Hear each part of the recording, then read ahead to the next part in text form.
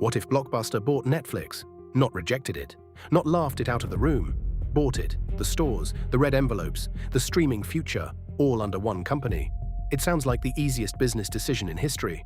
But here's the problem. Even if Blockbuster owned Netflix, it still might have died, because the real disaster may not have been rejecting Netflix. The real disaster may have started the moment Blockbuster actually owned it. The number was around $50 million. Today, that number sounds ridiculous. A global streaming empire for less than the cost of one modern blockbuster movie. But in 2000, Netflix was not Netflix yet.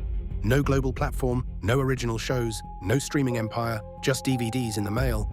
Blockbuster was the giant, and giants have one weakness. They are terrible at recognizing threats while those threats still look small. Before the app, before the originals, before binge-watching, Netflix was logistics. A customer picked movies online. A red envelope arrived. The DVD went back in the mail. That was it.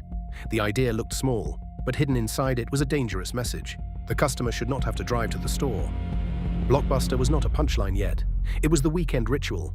Bright stores, new releases, snacks at the counter. Families walking through aisles, choosing a movie like it was part of the night. Blockbuster did not just rent DVDs, it owned the habit. And when a company owns the habit, it starts believing the habit cannot die. The old machine was beautiful.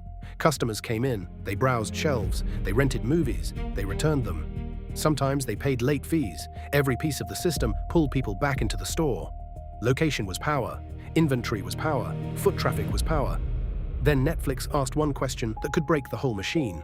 What if the store was no longer necessary? This was not a fight between DVD rental companies.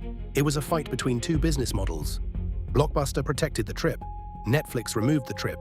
Blockbuster made the store easier to visit. Netflix made the store optional. That difference looked small. It was the entire war.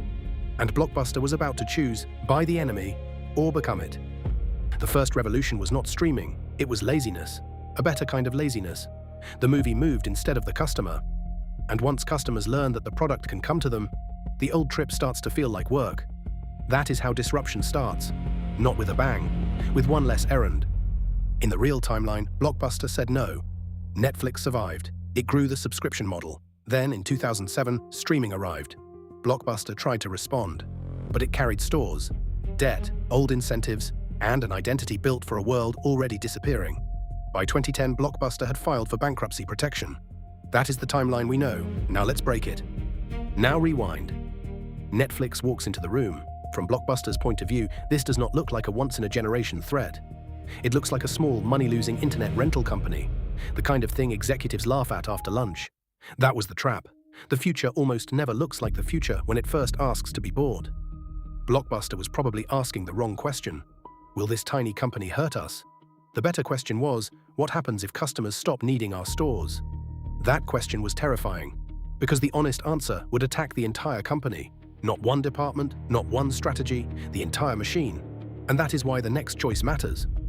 Now change one thing. In this timeline, Blockbuster says yes. The deal closes. Netflix does not leave as a rejected startup. It becomes a division inside the giant.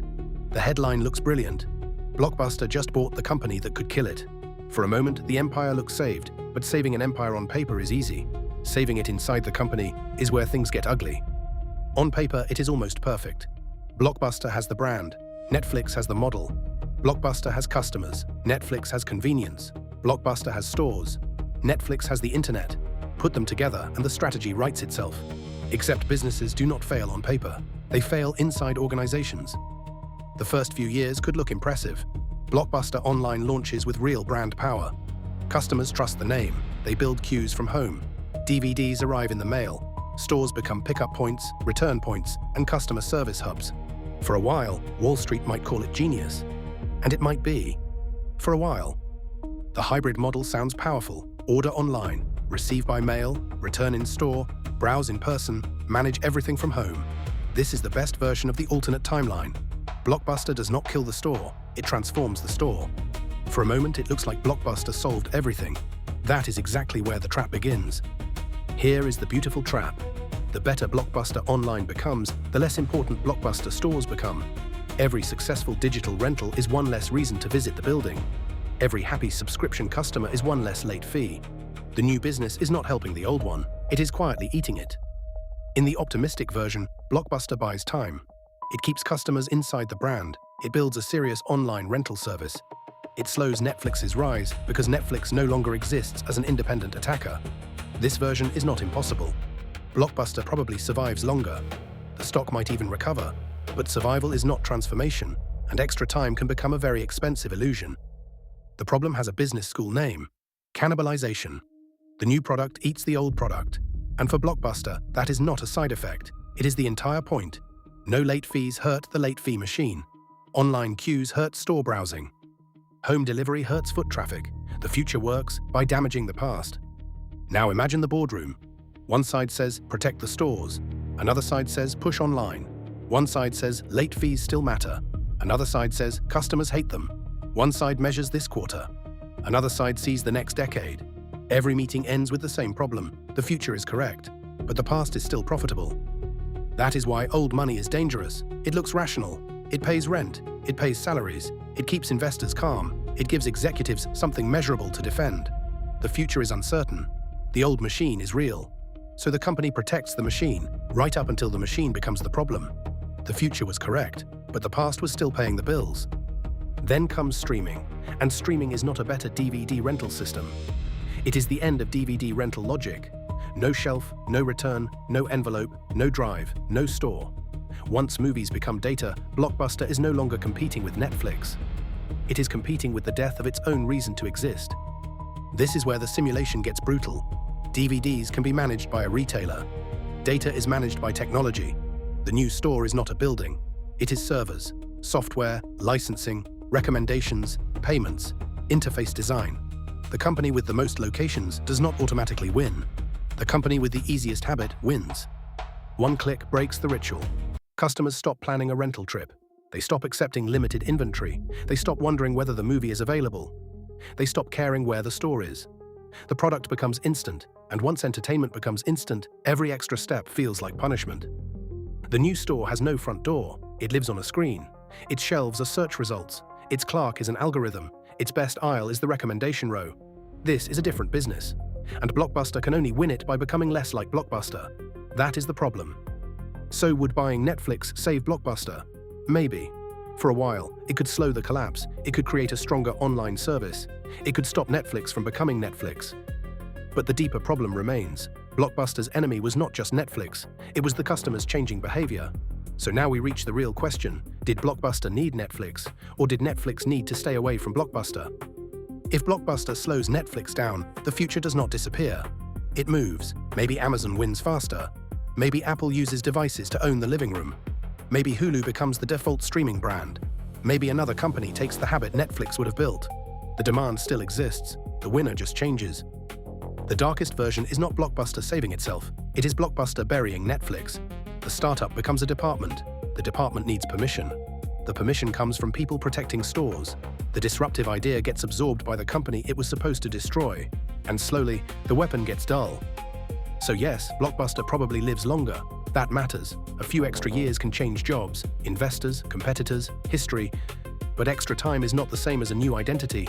If the company uses those years to protect the old model, then the ending only arrives later, not differently, and that leads to the ugliest possibility.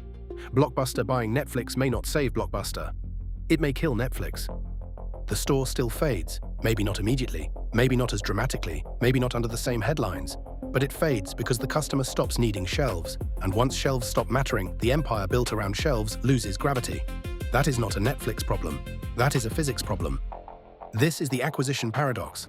A legacy company can buy the right startup and still make the wrong future. Because the value of a startup is not only its product, it is its freedom to attack the old world.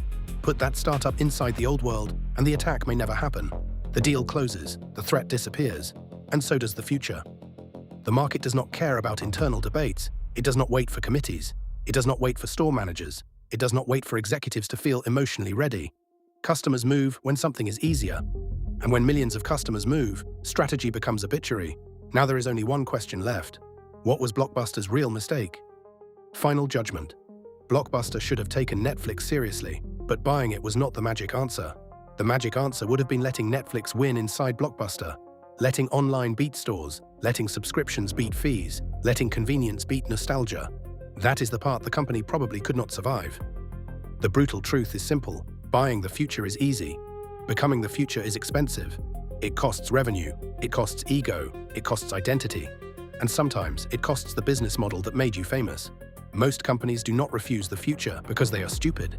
They refuse it because the future threatens the thing that still pays them. So in this alternate timeline, Blockbuster buying Netflix changes the story. It may slow the collapse, it may erase the Netflix we know, it may give Blockbuster a second chance. But it does not guarantee survival, because Blockbuster did not just miss a company, it missed the courage to become something else. And that is why the ending may still be the same.